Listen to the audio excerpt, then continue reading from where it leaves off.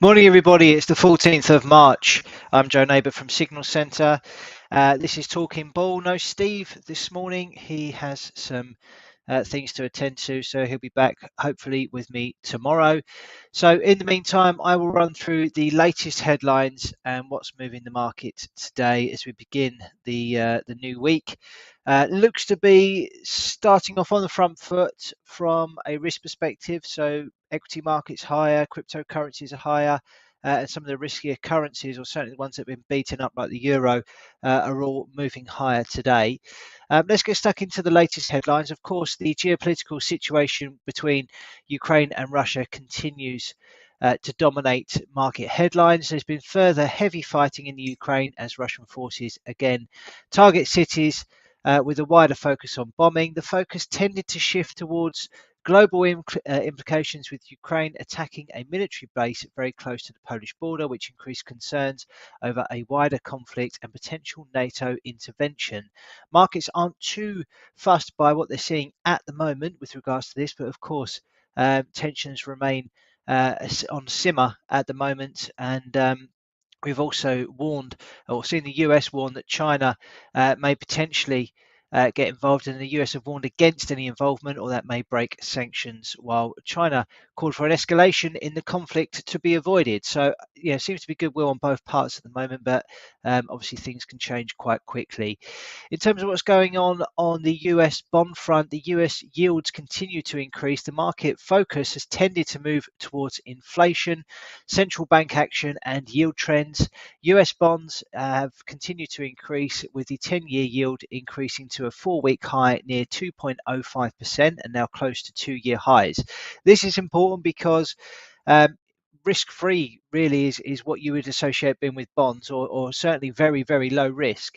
And if the yield is 2% or above, and gets to a point where it's now not worth market participants taking on as much risk because they can get decent amounts of income elsewhere from the likes of bonds, which are considered low risk. And there may be a tipping point in the market where we start to see assets move into less riskier places, such as bonds.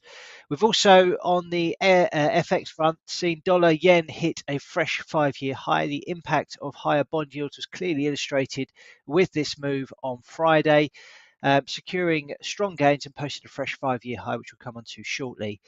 So it's a very big week for central banks. We've got the Federal Reserve. They will announce their latest policy decision on Wednesday, with very strong expectations that there will be a 0.25% rate hike. There could be a surprise of a 0.5. There is a low percentage chance of that occurring, so we obviously need to be on guard for that.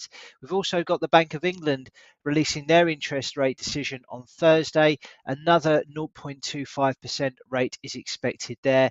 And then on Friday, we have the Bank of Japan. So 3 heavyweight banks all reporting this week. And important to be aware of that. There have been some coronavirus fear increases over the weekend. China, in particular, being in the news, having reported a large increase in coronavirus cases to a 2-year high.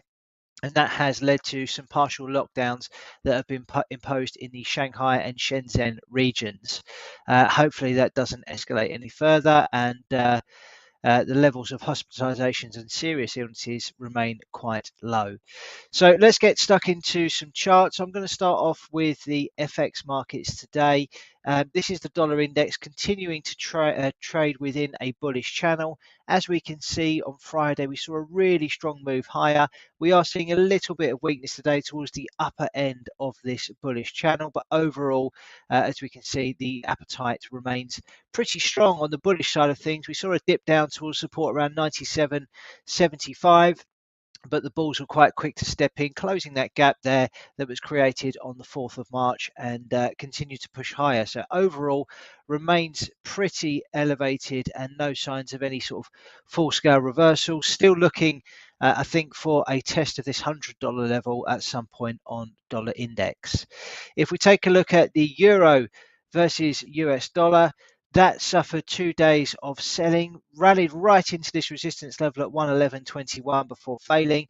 A bit of strength today, but only inside the selling or the red candle that we posted on Friday. So again, looking for lower prices down towards this kind of region, which is at 106.35. If we take a look at cable, that continues to look pretty weak indeed. We saw an engulfing candle form here on the Thursday. We made new lows on Friday, and we've got a little bit of green so far today, but any rallies are expected to be capped and further downside is expected here. The next major level we've got on the downside is a 50% Fibonacci level at 128.46. So looking for continued dollar strength and sterling weakness, and for that to lead to this pair moving lower towards this sort of region around here. If we take a look at euro sterling, the sterling weakness that we've seen today, in part, certainly against the US dollar over the last couple of days, this is still pretty choppy all in all. Big downtrend overall. Seen a really strong rally higher over the last few sessions, Thursday and Friday, but we're backing that up with stronger gains today. So euro very much on the front foot today. It's obviously moving higher along with the sort of riskier assets that are leading the charge today. Aussie on the back foot, normally associated with riskier behaviours of traders who are looking to buy Aussie against other currencies, but I think this may be linked to what's going on with commodity prices at the moment, which I guess are on the back foot a bit today, and that is dragging Aussie lower with it. If we take a look at Aussie US dollar, we can see that rallied into a 78.6% fib level at 74.30-ish, and that sort of capped the upside into this downtrend resistance as well, and we have seen selling continue from there. So there's been a lot of participants in the market trying to sell into this rally here. We overshot this level of resistance, and that would have flushed out definitely some short sellers here. And maybe they're starting to rebuild their positions back in and looking to send this lower in line with the dominant trend. Dollar yen was one of the big stories on the headlines, and here's the breakout that we were referring to. Big move above this 116.35 level, taken out these previous highs with relative ease really, and a really strong candle posted on Friday, and that's been backed up with further gains today. So any pullback is likely to find support at 116.35 before a continuation higher in line with the dominant uptrend. Okay, let's move on to cryptocurrencies. So Bitcoin continues to trade pretty sideways, really. Not a lot going on. It's been trapped in a bit of a range. So more waiting around, I think, for this to do something. Even larger range taking shape here between kind of 28,450 up to these highs at 69,000. So it's a really big range. If we narrow that down, we can see prices trading within this kind of triangle setup that's forming at the moment. So more of the same expected on that for now. And it's pretty much the same sort of situation across the other cryptocurrencies. So I'm not going to go into too much detail with those. If we take a look at the oil prices, they've stumbled from the highs that we posted up at around $126 a barrel last week. So really big reversal that was posted on the 9th of March. And we are seeing some large ranges at the moment, some increased volatility in the price of oil, which I think is what we expected, given how major the move higher has been, and obviously what has driven it. So likely to remain choppy, but overall the trend clearly remains bullish. So I think participants will be looking potentially for opportunities to buy the dip on that. If we take a look at gold, following the breakout to new highs above 1916, we are seeing a bit of a retreat. This was quite an important reversal candle that was posted on the 9th of March, and we are posting lower prices again today, down by almost 1% on gold. So I would like to maybe see a retest of this breakout, some sort of consolidation. And then I think if we get that, we can maybe form a base for continuation higher on the gold price over the short to medium term. Let's move on to the indices quickly. This is the FTSE 100. So having broken out of this wedge, we saw a big move lower, as you can see here, on the 4th of March. And what we're now seeing is a retest of this level at 72.27. And as you can see on a number of occasions over the last few sessions, we've seen prices rally into this region and they've been sold off. Most notably, actually, on Friday, where we posted a shooting star type candle there, whereby we closed pretty much where we opened, had a look above these highs on the session and failed. So yes, we started off on the front foot, up by 0.5% so far, but again, already off of the best levels of the session, and maybe threatening to move lower on that one today. DAX is leading the way up by 2.7%. That's trading pretty much close to the highs of the session as things stand at the moment. This was the big breakdown of the range that we've spoken about for a while now. We got down to the measured move target with relative ease on that, and even went down to a 1.618 extension of this range here to the downside, which is where price is pretty much stalled. We've seen a pretty sharp reversal take place over the last few sessions, and again on the front foot, despite that reversal candle that was posted on Friday. I still think we're going to see some choppy price action in these indices, and they're going to be very susceptible to volatility given what's going on the geopolitical scene at the moment. And of course, we've got these central banks talking this week as well. Let's just take a quick look at the US markets. The NASDAQ isn't faring too well today. It's underperforming most of the other major indices at the moment, only up by 0.25% as things stand, ahead of this Federal Reserve meeting on Wednesday. So posted a reversal on Friday. That's a bearish outside candle. We made new highs above the previous session that was seen on the 10th, but then closed well down on the lows on Friday, and only mildly higher today. So potential for more downside there. We've got this head and shoulders top pattern, which is sloping lower on the daily charts, and that could indicate further moves to the downside in the short to medium term. Taking a look at the S&P 500, that's kind of choppy around these kind of levels at the moment. Big reversal again posted on Friday, which would indicate that the pressure is likely to remain on the downside, and we're going to see lower prices. For me, it looks like it's formed a top here, and probably could draw another head and shoulders top pattern on this, similar to what we've got on the NASDAQ. Let's go with that as the left shoulder. That's the neckline. That's the head. This would be the right shoulder for me here, and this would be the completion of the pattern. So arguably we saw a closing break of that level on the 7th of March, both on the downsloping trend line and also the horizontal line there.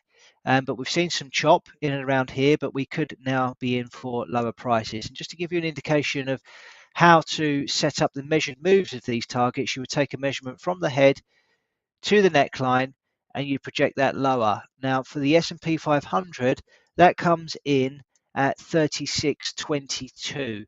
So a reasonable amount of downside to potentially target on that. And if we look at what that is in percentage terms, we're looking at about another 14% downside, which is indeed pretty ugly. And in terms of the entire move from the highs down to that potential target, we're looking at about 25%, which would easily put that market into bear market territory. Anything below 20% or 20% move from the highs is considered to be a bear market. So it's not looking great for these US markets at the minute. And from a risk reward perspective, if you're looking to trade these markets, if you wanted to sell in and around these levels with a reasonable stop, targeting a move to this measured move target down here, there is some potential there for sort of 3-to-1 or even as much as 5-to-1 setups on that at the moment, if you're a believer of this pattern playing out. So some interesting things to watch on the indices, and it could all happen pretty quickly. So do be careful if you are buying dips in these markets at the moment. I know we've become very accustomed to these US markets in particular bouncing on any opportunity, any kind of big sell-off, they've come roaring back, but this may be the situation where that doesn't happen, so do be careful. Okay, gun to the head trade from Friday. Sadly, I wasn't here. I had to take my son to hospital with a wrist injury. He's all good, thank you for concern, but Steve had a trade on gold, and he was stopped out on that trade for a 15-tick loss or a 1-hour loss on Friday. So we go again today. Now, just sort of talking through these markets at the moment, it was the indices really that I got probably most excited about and felt that there may be some opportunities here. So I'm obviously looking at these on the daily setup. NASDAQ underperforming, didn't really like what I saw there. The FTSE 100 was reversing from the highs it made this in the session so far. I'm probably going to avoid the FTSE just because of the way that trades and how it's linked to commodity prices quite substantially, and also banks ahead of the Bank of England rate decision later this week. So I'm actually going to focus on these US markets. So um, pretty convinced that we've seen the completion of a head and shoulders top here on the NASDAQ. So I'm going to try and sell into this today in anticipation of lower prices. Is the NASDAQ the one, or does the S&P look better? Let's go with the NASDAQ just because it is underperforming today. So just clear these up a little bit. So it's currently trading at 13,354. Let's get short there. Let's go with a stop loss at 13,530. And yeah, a lot of white space to target down here on the NASDAQ if it is to continue breaking lower. So let's see if I can find a level on the daily chart that could be potentially worthwhile looking at. So let's go by this low here from the start of the pandemic, see if we've got maybe a 38.2 or a 50% fib level to have a look at. So the 38.2 isn't far away. That's at 12,904. Does that give me enough on this? 12,904 comes in at, let's just go just ahead of that, 12,910. Gives me 2.5R on the NASDAQ today. So that could be an important level because it's a 38.2% Fibonacci retracement of that entire move that was created as a result of the pandemic. So from the lows that we saw in March 2020 to those highs that we posted last year. So let's have a look at that, 2.5R on NASDAQ potentially for a gun to the head trade today. Okay, so data-wise today it's pretty light. We had overnight Reserve Bank of Australia minutes. At 7 o'clock this morning we had UK labour market report. They're both out the way, so there isn't much in the way today to create much volatility other than obviously what's going on with the geopolitical situation. This week we have US retail sales, we have the US Federal Reserve policy meeting, we then have a press conference from Jerome Powell, we have an employment report from Australia, we have a Bank of England policy decision and a Bank of Japan policy decision. So plenty to keep us interested this week. It promises to be quite a volatile one. So please brace yourself for that and do your homework and get your trading plans all lined up. Okay, that's it from me. Steve will be back tomorrow, hopefully. And until then, everybody have a great day and trade safe. Goodbye.